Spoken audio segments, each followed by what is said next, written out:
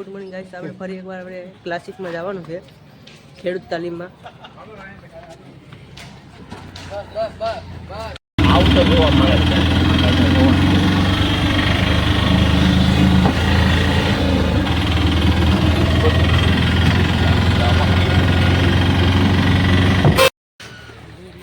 મિત્રો આપણે અત્યારે લાલબાગમાં આવ્યા છે.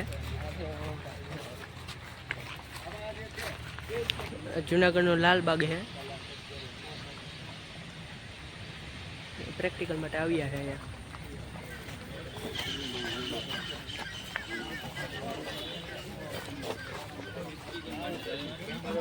પ્રેક્ટિકલ ન હોય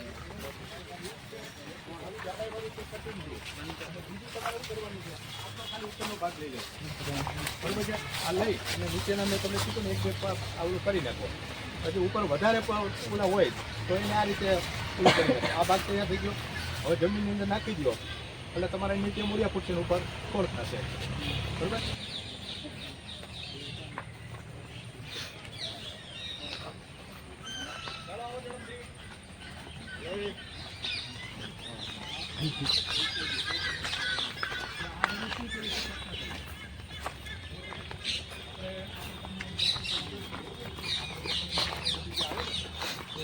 કરી અને વાવી દો. હવે તમે નર્સરીની તાકાત જોવો. આટલા જ વિસ્તારની અંદર આ ગણતરી કરો એટલે મારી દ્રષ્ટિએ લગભગ 400-500 જેટલું આ હશે. બરાબર છે. 400-500 બેગ છે અને એમાં જે છોડ તૈયાર થાય છે અમે 30 રૂપિયાનો વેચીએ છીએ. એટલે 500 ગુણ્યા, આ તો મિનિમમ, આ તો વધારે છે, તો 500 ગુણ્યા 30 રૂપિયા કરો એટલે રૂપિયા 15,000 થયા. તો આ 15,000 રૂપિયા આટલો ભાગ આપે છે. બરાબર છે. હવે તમારે મગફળીને કપા ઘરે વાવેતર કરો તો 15, બરાબર છે. તો આ રીતે છે તમે જોઈ શકો છો. એવરેજ બરાબર છે, તમને 20 કિલો મળે તો 300-400 રૂપિયા તમને એક છોડને આપે. આપણે અત્યારે જઈ રહ્યા છીએ હરિગવાની ખેતી જોવા.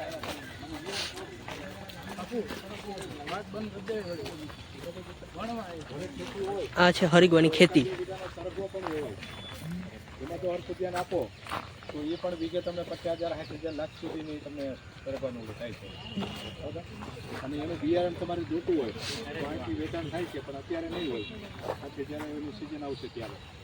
બરાબર છે. બિયારણ બે રીતે તમે રોપા તૈયાર કરીને વેચાણ કરી શકો અને તમારે વાવેતર કરીને પૈસા કમાવો તો પણ તમે કમાઈ શકો.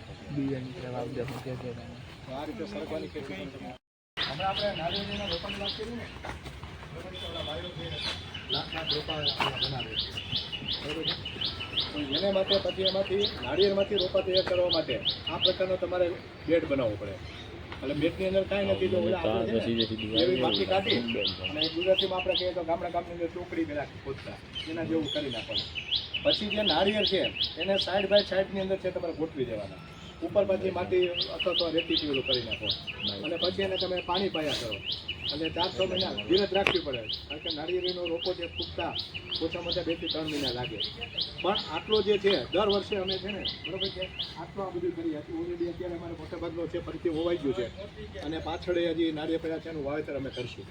હવે કહેવાનો મારો અર્થ છે કે આટલા વિસ્તારમાંથી 2-3 લાખ રૂપિયા તમારે કમાવો હોય તો સરળતાથી તમે કમાઈ શકો છો. આ નારળી જો મિત્રો, એક છોડમાંથી 3 છોડ નીકળ્યા. એની કલમ કહેવાય. નાળિયેરીના ક્યાંય કલમ હોય નહીં. બરાબર છે. એ બધાનું શું હોય છે? એક નાળિયેરીમાંથી 3. મિત્રો આપણે અત્યારે લાલબાગેથી નીકળી ગયા છે. આપણે ફરવા નીકળી ગયા છે જુનાગઢની સડકો તરફ.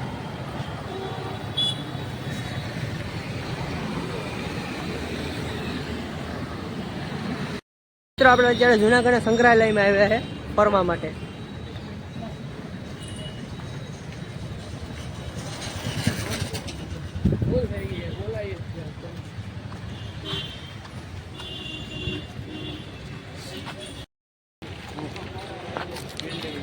મિત્રો આ છે જૂનામાં જૂનો મહેલ રાજા લોકોનો.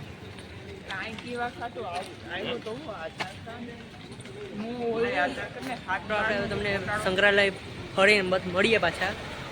શૂટિંગ કરવાની મનાઈ, મળીએ આપણે તમને પાછી ફરીને. મિત્રો આપણે અત્યારે સંગ્રહાલયમાંથી નીકળી ગયા છે. હવે જઈએ છીએ આપણે રૂમ તરફ. મળીએ તમને હવે રૂમે જઈને. મિત્રો આપણે અત્યારે ખાઈ પીને પાછા નીચે અવતરીએ. આપણે ઉપર જવાનું છે ઉપરકોટ ફરવા માટે. આપણે હવે તમને ઉપરકોટ જઈએ ત્યાં મળીએ. મિત્રો આપણે અત્યારે ઉપરકોટ પહોંચી ગયા છે. ટિકિટ લીધી નથી, પછી અંદર નજારો બતાડશે.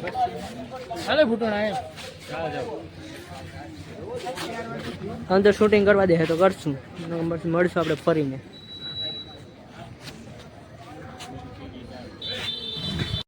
મિત્રો આ હે ઉપરકોટ નો ગેટ.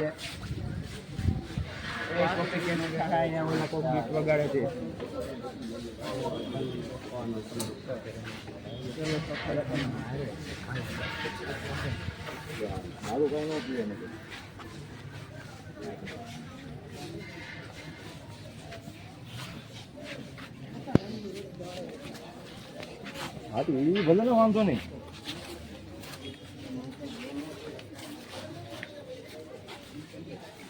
મોઢામાં શું છે પેલા?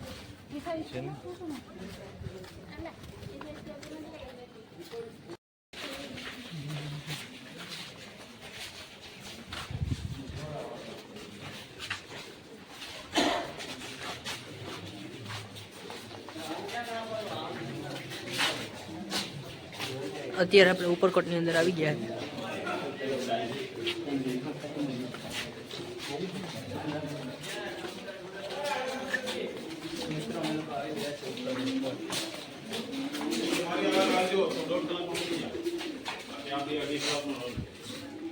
આ મેઇન તોરણ ગેટ આખા ભારતની અંદર બે જગ્યાએ જોવા મળે. એક જુનાગઢ ઉપરકોટમાં અને એક દ્વારકા મંદિરમાં તમે અંદર જાશો દર્શન કરવા, ત્યારે આ ડિઝાઇન આવશે. બાકી ક્યાંય નથી ભારતમાં. આના પરથી આર્કોલોજીસ્ટ વિભાગ એની અંદર ફલિત થાય કે આ પહેલો છે ગેટ બનાવેલો. એટલે ઉગ્રસેન યાદવ 52 વર્ષ પહેલા આ તપાસ થઈ. આ એ ગેટ પછી 800 વર્ષ પહેલા સિદ્ધરાજ જયસિંહ જ્યારે જુનાગઢ ઉપર ચડાઈ કરી, લશ્કર 10,000ની સેના મૂકી દીધી, ત્યારે જૂનું જુનાગઢ આની અંદર અને એને બચાવવા માટે આ દરવાજા બંધ કર્યા. દરવાજા બંધ થયા એટલે આ દરવાજાના ચોકીદાર હતા અહીંના રાજા જે રાખેંગર હતા, એના હક્કા બે ભાણેજ, નામ હતું દેશળ અને વિશળ. આ બે જગ્યાએ અંબારીને બે હતા. 13મી વર્ષે આ કિલ્લાની અંદર અનાજ થઈ ગયું ખાલી. એટલે આ બે ભાણેજને અહીંના રાજાએ કીધું કે હવે આપણી પાસે કિલ્લાની અંદર અનાજ છે નહીં, તો તમે અનાજના ગાડા ભરી જાઓ. એ સમયે ગાડા હતા. એટલે બે ભાણેજે 12 વર્ષ પછી આ ગેટ ખોલ્યો અને ગાડા લઈ અનાજ ભરવા ગયા. અનાજ ભરવા ગયા એટલે સિદ્ધરાજ 12 વર્ષથી ઘેરો ખાલીને બેઠો હતો. 12 એટલે 12 વર્ષ ગેટ બંધ હતા. અનાજ લેવા ગયો એટલે સિદ્ધરાજને સીધી લાલચ આપી કે હમણાં દેશળ અને વિશાળ હું રાણીને લઈ જવા માટે આવ્યો છું અને રાણીને લઈને જ જઈશ. એના સોગંદ ખાતા હતા.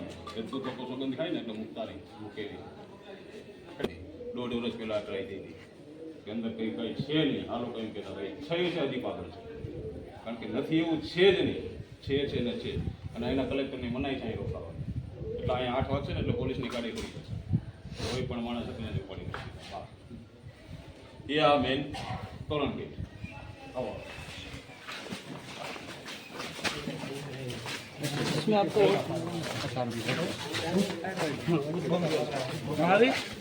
મોટા પડવાનું છે ને સાંભળવાનું છે.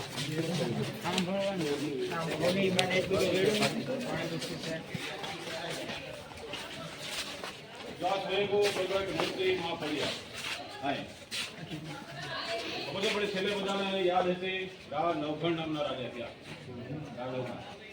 એ નવઘણ રાજાનો જન્મ એક અઘોરીએ બાંધી દીધો. એટલે એનો જન્મ 9 વર્ષ.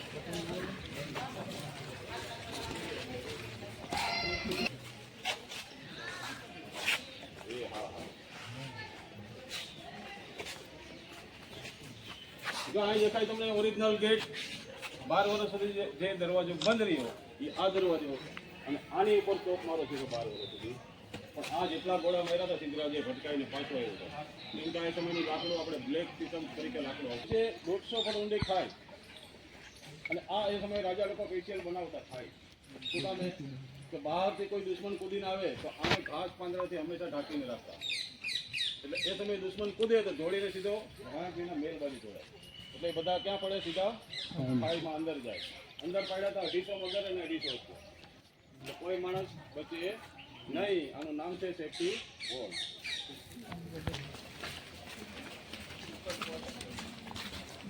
કિલોમીટર દેખાય છે બાઉન્ડ્રી. આની અંદર આપણું જુનાગઢ હતું. એ સમયે ઇજિપ્તની અંદર 2 તોપોનું નિર્માણ થયું. આ હમણાં કેબીસીમાં પૂછાણા છે ત્યાંનો ઇતિહાસ છે. અને આપણો જૂનાગઢનો છોકરો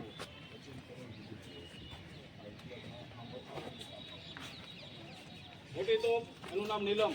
આ તોપ છે એનું નામ માણેક. 5 ધાતુની બનેલી. 5 ધાતુ એટલે કે તાંબુ, પિત્તળ, કાચું, સોનું ને લોઢું. મિત્રો આ ટોપ દુનિયાની સૌથી મોટી ટોપ છે. મેં મોટી કરી છે તો અહીં જે આખું જુનાગઢ દેખાય છે.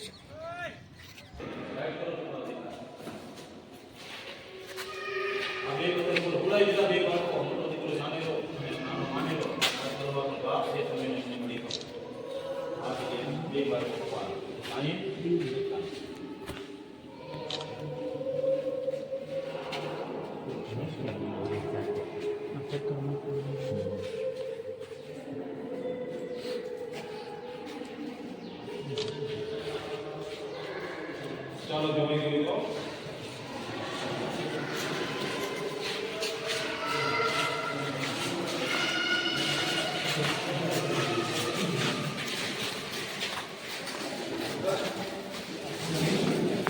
મિત્રો આપણે અત્યારે ઉપરકોટના મહેલની અંદર છે.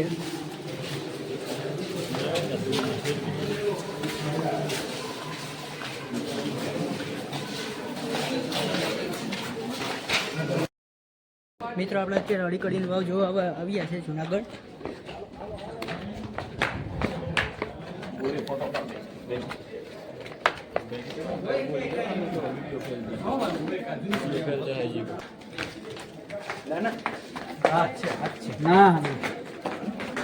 મિત્રો આ વાવ તળિયા વગરની છે.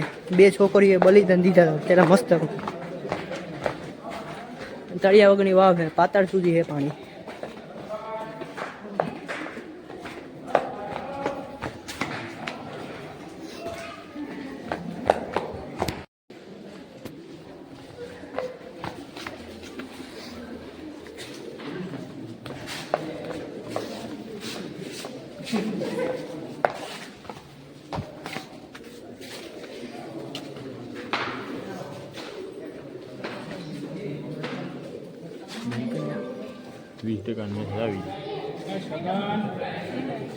આપણે અત્યારે નવગણ કૂવો જોવા આવ્યા છે.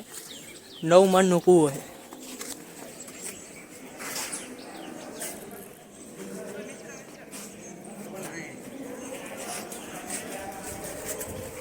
આ 9 માળનો કૂવો છે મિત્રો.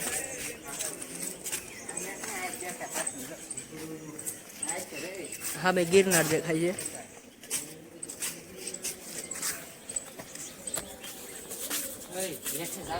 હવે મિત્રો આપણે તમને મળીએ પાછા રૂમે જઈએ.